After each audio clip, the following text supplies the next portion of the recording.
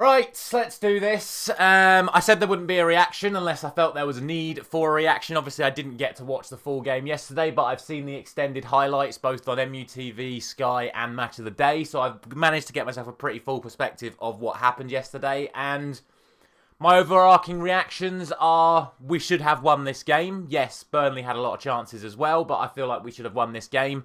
And ultimately, due to our own same mistakes and a lot of VAR and refereeing controversies once again, we have come away with a draw. And it's just ironic that earlier on this week, I posted a video about the state of refereeing in English football, the inconsistencies, the decision making, the application of VAR, and we get a game like this where, quite frankly, I do believe that Manchester United have been robbed of a victory due to some refereeing and VAR decisions. Now, it's not the only reason. We'll get onto the footballing reasons after I've spoken about the referees, because, like I said, there are definitely footballing reasons we've not won this game.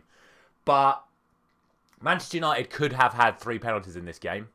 And if you watch Match of the Day, they only actually show one of the 3 penalty incidents when there were definitely 3 penalty incidents. But it is what it is. Match of the Day choose to show what they choose to show. But the first one, Garnacho makes a little run inside, cuts inside. I think it's Sander Berg, gets an absolute minuscule touch on the ball, and then an awful lot of Garnacho, and another Burnley player clears the ball away.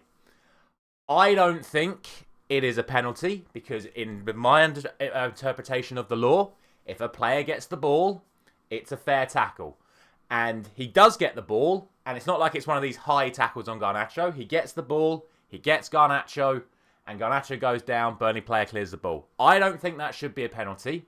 However, I was told by Dermot Gallagher on Ref Watch a few weeks ago when Gabriel Jesus flicked the ball past Tariq Lamptey, and Tariq Lamptey got a bit of the ball and a lot of Jesus, that was still a penalty because he prevented Jesus from carrying on his run.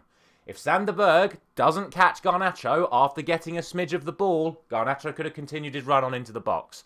Therefore, under that interpretation, it's a penalty. Not given, not even shown on Match of the Day.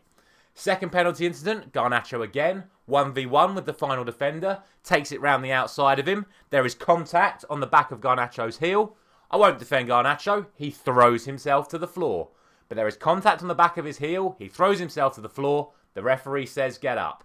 Again, under my interpretation of the law, I don't think it's a penalty, but when Assignon puts his little hand on Mykhailo Mudryk, that's a penalty. When Anthony makes minimal contact with Cucurella and Cucurella throws himself to the floor, it's a penalty. When Dalot makes minimal contact with Madueke and he throws himself to the floor, it's a penalty. So why is it when Garnacho has minimal contact on his heel and he throws himself to the floor, it's not a penalty? Again, consistency and decisions that have gone against Manchester United. And then finally the handball. It's just a penalty. It just is. The arm is out. How can we have a situation where last week Aaron Wan-Bissaka at point blank range, going like this, hits him on the bottom bit of his arm, it gets given as a penalty, and then a week later, when, I can't even remember what player it was, sticks their arm out, you can argue it's in a natural position, because I don't disagree. He's shuffling, he's shielding, he's playing like this, so he's in a position where he's balancing himself. But that arm is out. And it doesn't hit the middle of his arm. It hits his hand. It couldn't be a further point away from his body where it strikes the hand.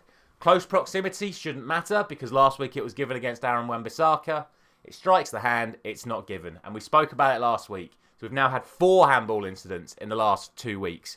Grealish, Young, Wan-Bissaka, and now, again, whoever it was from blocking Anthony's shot yesterday. 2 have been given. 2 have not been given. What sort of message is that sending, PGMOL? What sort of message is that sending? Your referees cannot stick to a set of rules.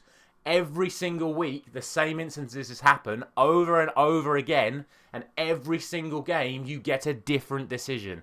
It's not good enough. Watch my rant from the other day about refereeing. It's not good enough. The penalty for Burnley itself is a penalty. Onana comes off his line. He catches him in the face.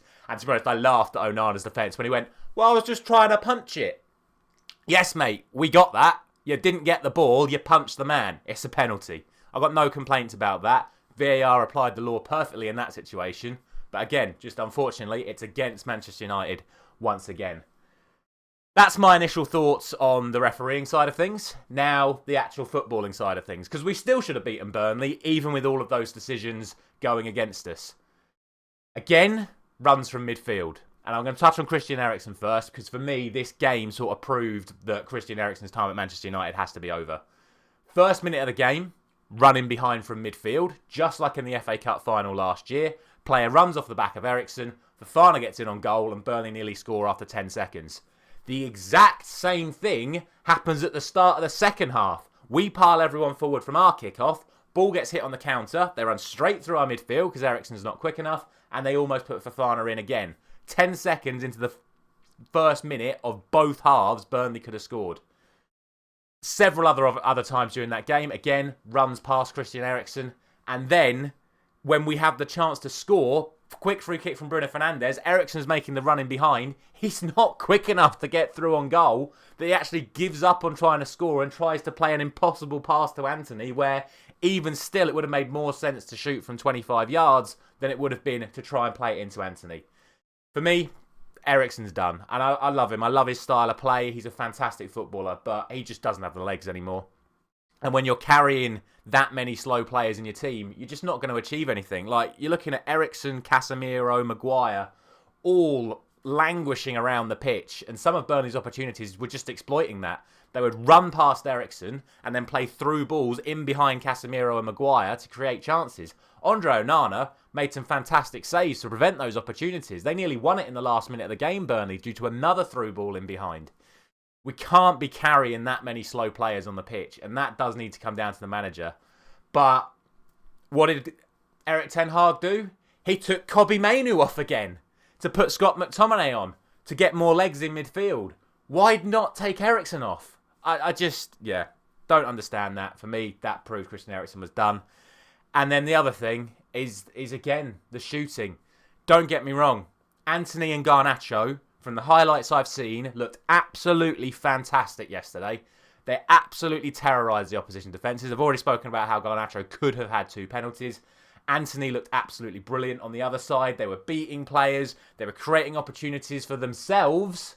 But ultimately, you get to the full-time whistle, and Antony had 8 shots, Garnacho had 6 shots, and Rasmus Højlund, yet again, had none.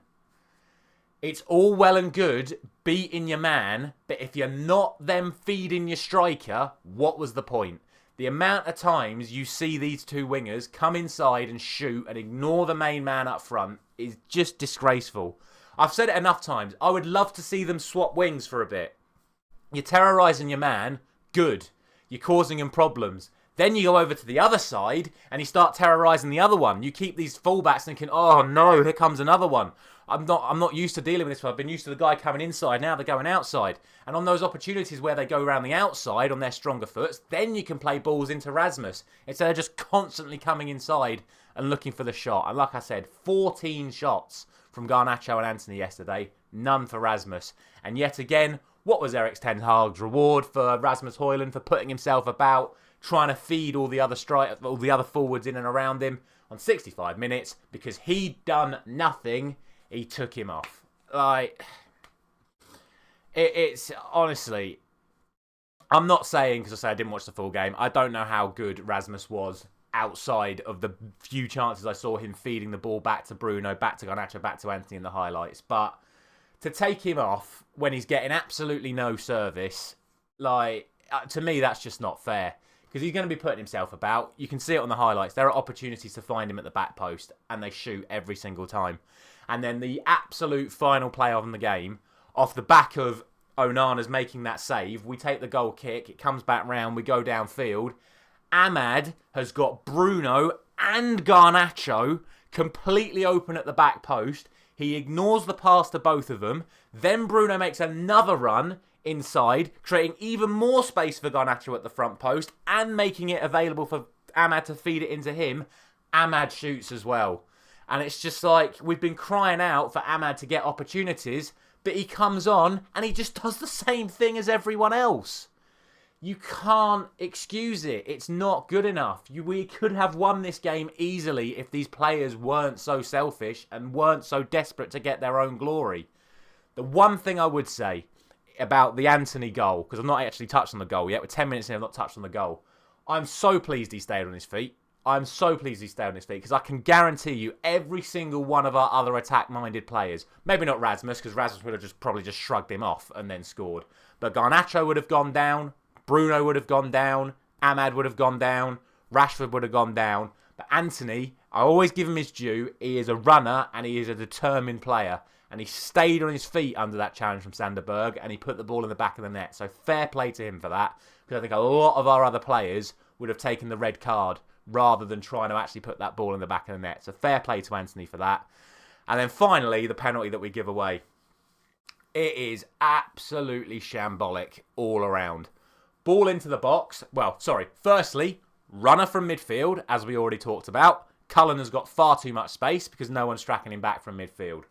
Ball into the back post. The one thing that I always say Aaron Wan-Bissaka struggles with. Phenomenal 1v1, but when the ball's in the air, Aaron Wan-Bissaka goes lost. He doesn't know what's going on. The ball's in the air. He swings a left foot at it, and it's absolutely comical. He just launches that ball into space. This is where Onana should have come out, because the ball is in the air for absolutely ages. He doesn't come out for that one. Instead, Casemiro decides, with about 20 players in the box, that he's going to try and guide the ball that's coming back from space back to Onana in the most nonchalant header you've ever seen in your life. If you thought his penalty against Coventry was nonchalant, this was even worse. He just sort of stands there, let it bounce off the top of his head. It's absolutely comical. And then it was reminiscent of when Nani headed it back to Cout against Liverpool all those years ago. Then Onana decides, I'm going to come for that one, because he didn't go for the first one. Wan-Bissaka recognises that Onana's going to get nowhere near it, so he flies across again, gets his head to it, and Onana's just punched the guy in the face. Like I said, you can't excuse it. We've drawn that game from a defensive perspective because the whole team has just made a calamity of errors. And it's 1-1, and we don't end up going on to win the game because we didn't get the handball penalty and because Ahmad didn't pass it. It is what it is. Sums up our season, to be honest. So many things need addressing, and week in, week out, I talk about them. Midfield, selfish forwards, defensive decision making. All those three things need addressing immediately. Like I said at the start of the week, we will not beat Sheffield United and Burnley. It won't happen. The bottom two teams in the division at home, and I told you we would not beat both of them because of how we play. We struggled to beat Sheffield United, and we didn't beat Burnley. That is relegation standards, let alone top half, let alone challenge for Europa, let alone challenge for Champions League, let alone challenge for the title, which Erik ten Hag has already written off before the season's even started in his press conference 2 days ago. So, yeah.